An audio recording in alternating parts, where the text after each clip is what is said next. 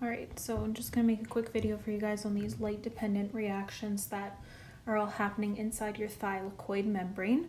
So this is inside the chloroplast, inside of those little coin-like structures that we have stacked into those grana. Okay, so we're just zooming in on the little membrane of just one of those. So you can see here I kind of drew a little cross-section and labeled the different parts.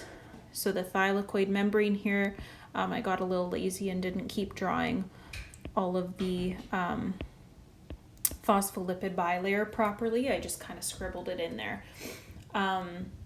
We have in the middle, your thylakoid lumen is kind of the hollow space inside of each coin. And you're going to see we're going to gather some hydrogen ions inside of there. So important to keep track of that.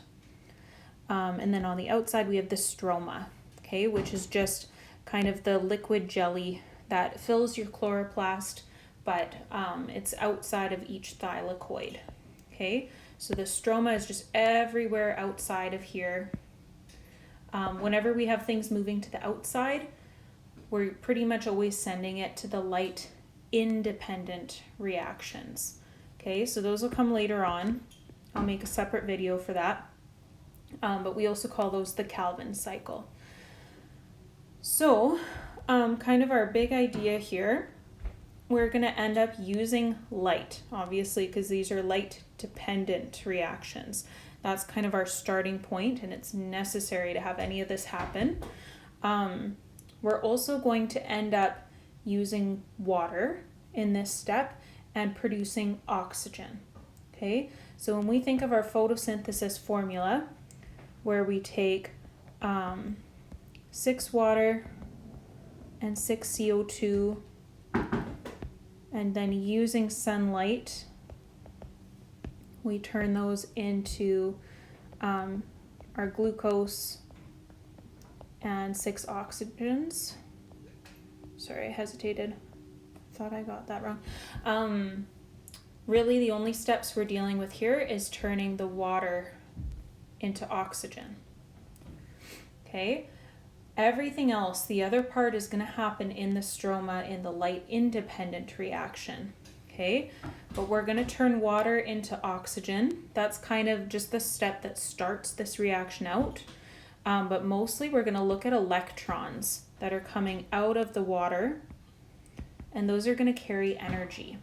Okay, we're going to use that energy to build some NADPH, which is an electron carrier. It's going to move into the stroma for the light independent reactions. We're also going to build some ATP, which is our kind of our most easily used energy molecule.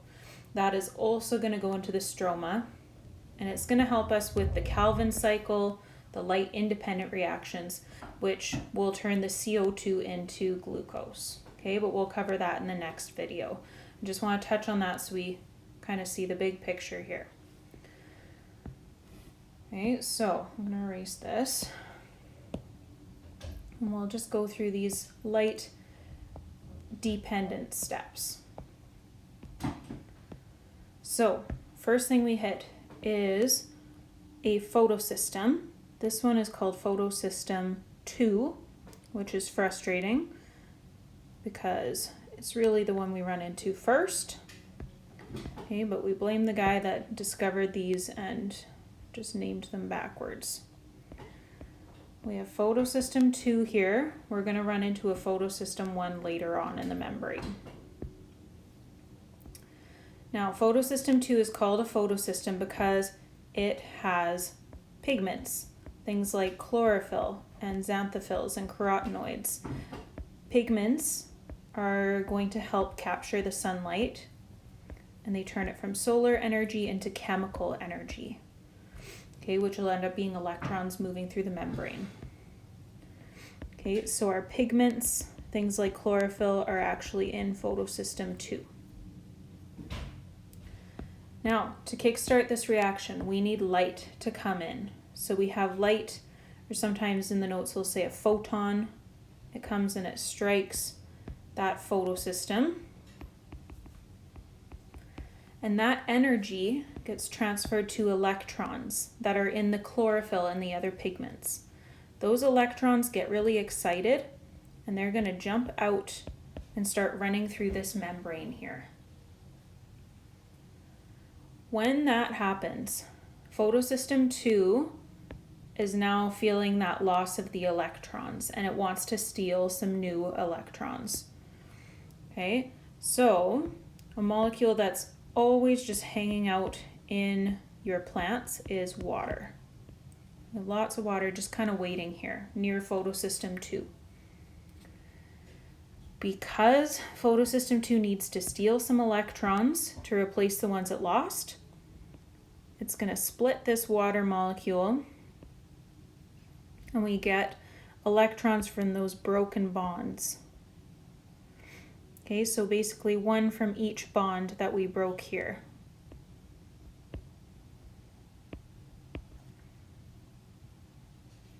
Okay, that whole process, because it started with light, it really was triggered by this photon coming in.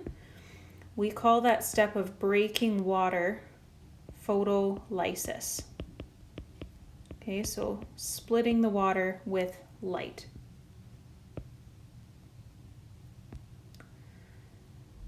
Okay, the whole purpose of that was to get those electrons back into photosystem 2. Okay, but we also have just some kind of byproducts here. One of them is these hydrogens are just going to float. The hydrogen ions will kind of float away. We'll use those up later. Then the oxygen, eventually if we have like 2 water molecules going through this, we'll get 2 oxygens and we can form O2 gas. Okay, that O2 gas is going to float away, and we kind of just consider it like a waste product. It's a byproduct that doesn't get used in any of the further photosynthesis reactions, so it just kind of floats out of the thylakoid. It might go out of the whole plant cell and get used for something else, but we don't really pay attention to it after that. So all of your oxygen that's formed in photosynthesis is really just this waste oxygen here.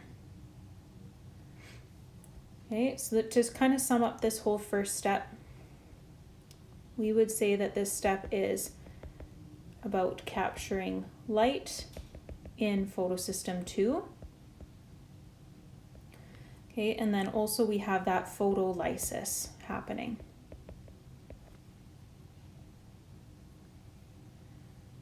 Now, moving on to the next steps, we really are going to follow these electrons who are excited and they start running through the membrane here. They're going to pass a couple of proteins. We're going to have this big purple one here,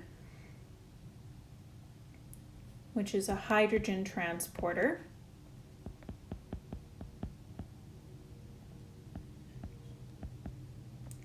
And then we are going to end up with those electrons stop moving once they hit the next photosystem, photosystem 1. I know it's confusing. The next one we come to is photosystem 1.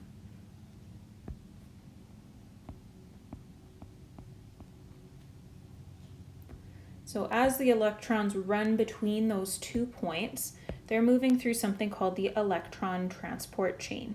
So I'm going to call that our step 2. Our electron transport chain. And we sometimes call it the ETC for short. Okay, so our excited electrons, they're running through the membrane here. Every time photons come in and hit photosystem 2, we get even more, so there's just a constant stream of electrons. When they hit this hydrogen transporter, they have to do a little bit of work to keep moving forward.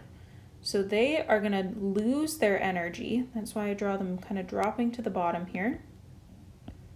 Those electrons lose their energy and they have to drag a hydrogen into the inside of the thylakoid. Okay, and so we actually end up with this happening over and over and over. We have this huge buildup of hydrogen ions inside of the thylakoid lumen on the inside part here. Okay, this big collection of hydrogen is important for the very last step where we're going to build ATP. Right now we're building up a high concentration of hydrogen. Okay, we're building up actually a concentration gradient where there's a location of high hydrogen compared to the low hydrogen outside of the thylakoid. Okay, this kind of makes it an uncomfortable situation where the hydrogen wants to move from high to low, but it's trapped. Okay, so we're going to use that energy of the hydrogen being trapped to kind of do the next steps. Okay. And people always wonder, where does this hydrogen come from on the outside if we're just always pulling it in? Later on, this hydrogen, it can move back to the outside. So it's sort of like a big loop where the hydrogen will come back around. But we just always have a little bit of hydrogen free floating on the outside. Okay, we're going to have a lot more inside, but there's always a little bit outside to pull in. Okay, and that's kind of the whole purpose of our electron transport chain, is using the energy of those moving electrons to drag hydrogen inside of the thylakoid. Now, step 3, we are going to see what finally happens with those electrons. Okay, so in step 3, electrons will escape the membrane and they move on to an NADP+. Okay, electrons escape onto NADP+. That's kind of like our empty Uber, our little taxi for the electrons that's going to move them to the other processes. Okay, and when they escape onto NADP+, they are going to form an NADPH. Oops.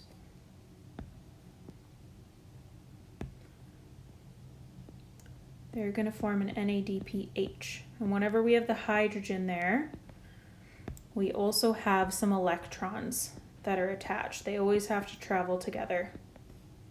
We always have those 3 passengers. So let's draw what this step looks like here. Right now our electrons, they approach photosystem 1, and they are very low energy because they've just done the electron transport chain. Okay, but photosystem 1, it has these pigments again to capture sunlight. So it's going to get a boost of energy just like before from a photon coming in and hitting it. That photon, the light energy, is going to excite those electrons. They're going to jump up to the top of the membrane here again, and then they can escape. Okay, we have a little NADP plus is just hanging out here waiting like a taxi outside of a concert. And the plus means it's empty, it's ready to take passengers. It's lacking electrons. So the NADP plus, it swoops in here, grabs the electrons, and it turns into an NADPH. Okay, it takes one of the many just free-floating hydrogens that are hanging out on the outside in the stroma, and it has to carry a hydrogen with these electrons.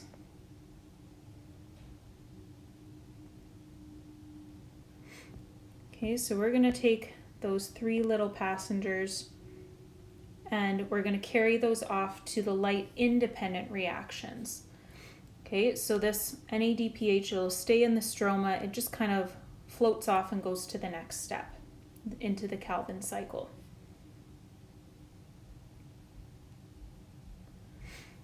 We've talked a little bit about the terms reduction and oxidation in class. So in this case, because we start with NADP plus and it is gaining electrons, we would call this reduction. Okay, so we would say that the NADPH is reduced because it has the electrons, it gained electrons.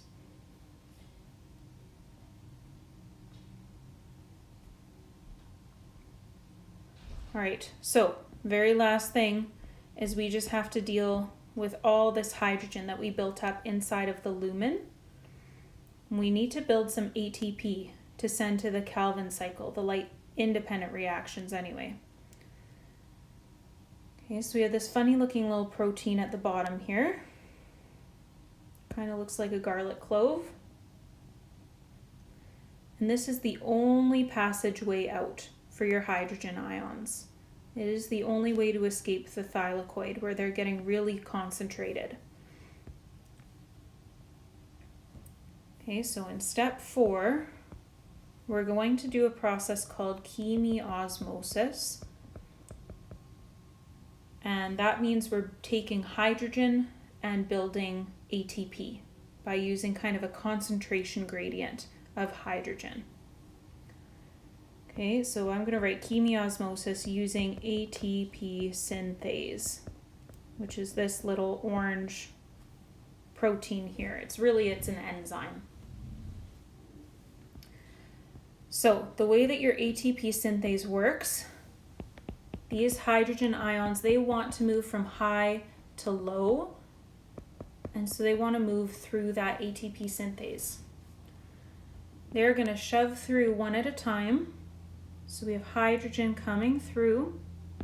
And as it passes through the ATP synthase, it has to spin it like a revolving door. Okay, and as that ATP synthase spins around, it gives enough energy to link some ADP with phosphate. Okay, and it's going to turn into an ATP molecule.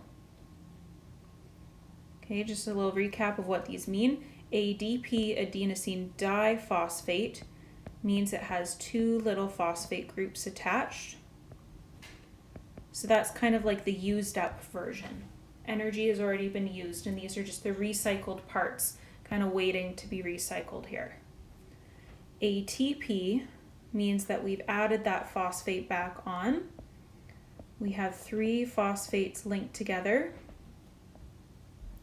And so that's a high energy molecule. It can get broken somewhere else in the cell.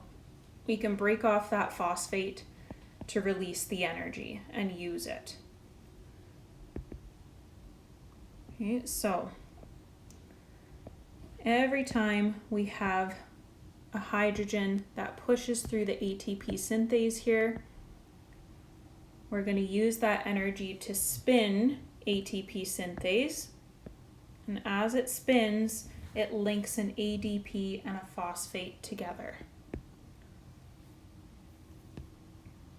Okay, and the whole kind of purpose here is all this ATP is now going to go the same place that the NADPH did. It's going to just go into the stroma, and it goes to the light independent reactions. It's going to get used up to build glucose in the Calvin cycle. Okay, so to kind of zoom out and look at the big picture here, our whole products, all the products that we made here, I'll just write a list at the bottom.